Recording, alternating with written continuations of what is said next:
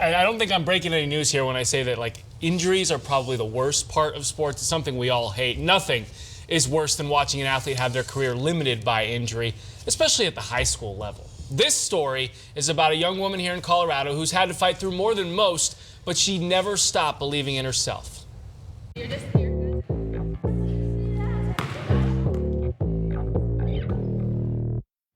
Kindyll Wetta is a basketball prodigy. All the colleges that have been looking at me were from my 8th grade year.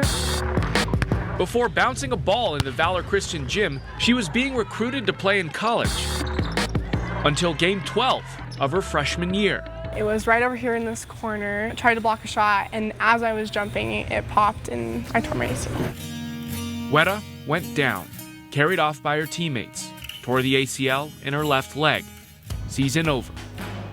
I was really enjoying playing basketball, and it's like the moment that your life is leading up to is playing high school basketball. So it was definitely devastating. Devastated, but not broken, she attacked rehab. It's very grueling. And 51 weeks later, she was back on the court. A December day in Las Vegas, non-contact, and goes to the floor, and you think, man, can this really happen twice? This time, it was her right knee.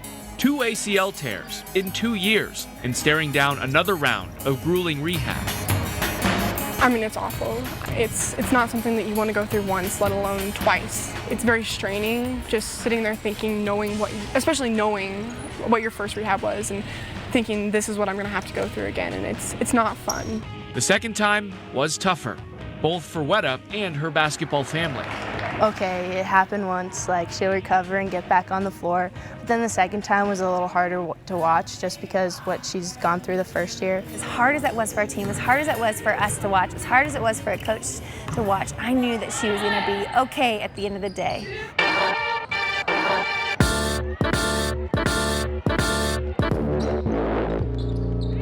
Coach was right.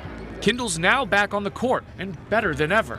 I feel great. I really do. I mean, it's always in the back of my mind, like, is it going to happen again? But I try to always have a positive outlook and just remember that if it does, I'm going to go through it again and it's going to be fine. The support of her team made the dark times less daunting, along with the faith of her future team, the University of Colorado. And they stuck with me through all the rehab processes, while some of the other colleges would say, oh, and, unsure. And I just really appreciated that about them.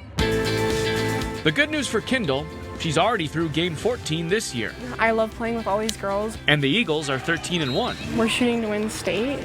Not bad for a 16-year-old without ACLs. Yeah, so she's headed to CU, and she's got Valor, one of the best teams in 5A, looking for a state title this year. What a story, man. Looking forward to seeing her at the Buffs in a couple of years, see what happens.